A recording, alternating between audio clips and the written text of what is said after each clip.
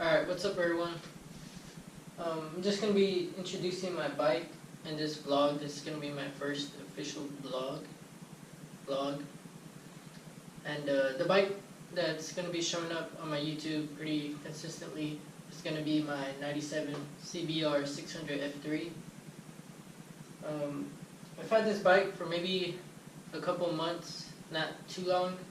I bought it in 2016, I believe, from some guy who was selling it for like $2,500, but I ended up getting it for $1,000, and the bike had a pretty good amount of mileage on it, had over 40K, and I rode it, I used it as a daily driver for a good while, and eventually it just stopped working. The motor started ticking, and I was like, crap, it needs valve clearance.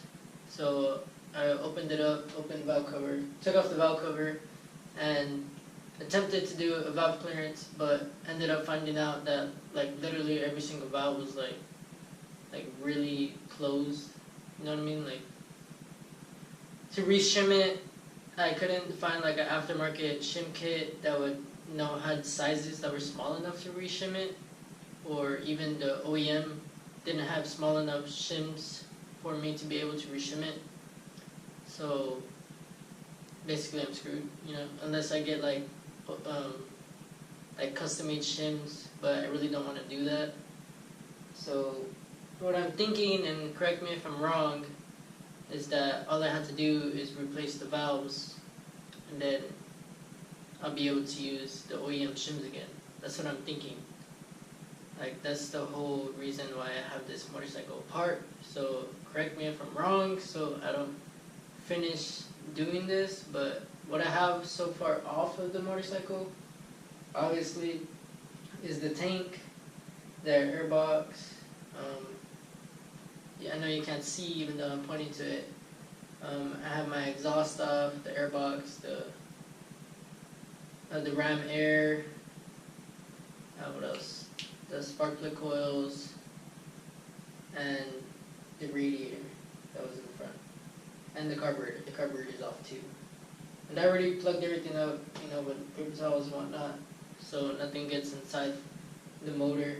I was very precautious when it came to that. But that's the update so far on the bike, on what's off and everything. So I just wanted to let y'all know, like, what's off so far. And so from now on, y'all are going to be seeing like everything else that I do with the bike. And this upcoming video, what I'm going to be doing is actually taking the head off the bike, and the bottom and engine is going to be open, so it's going to be exposed. So I think I'm just going to like wrap it up with saran wrap, plastic wrap or whatever, so nothing gets inside the engine. And I'm going to go ahead and take a look at the cams and measure the lobes, make sure everything's in spec and whatnot. And I guess we'll go from there once I take off the head, so I know what's wrong with it, or if anything's wrong with it. I just know that the engine was ticking, but even though it was ticking, the bike did run. Like, you would hear it start ticking, like get louder when I went in higher RPMs. So right when the motor started ticking, I didn't keep riding the bike. I just stopped riding it automatically because I didn't want any damage to be caused to the engine, just in case. So I stopped riding it right away once I heard it start ticking. And so I checked the valve clearance, and obviously it was out of spec, of course. And so I'm thinking that's what I need to do, but I can't do a valve clearance because the clearances are too small.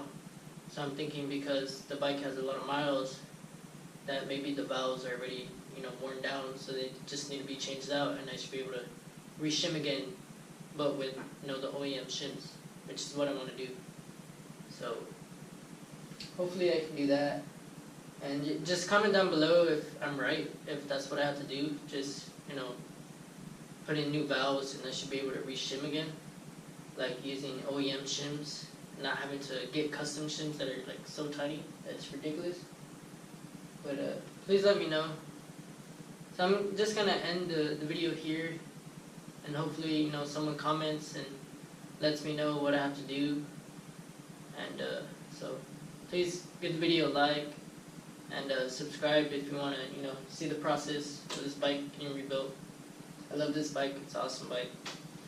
Yeah, it ran great when I rode it, but you know, things happen. Alright, well, bye. GoPro, stop recording.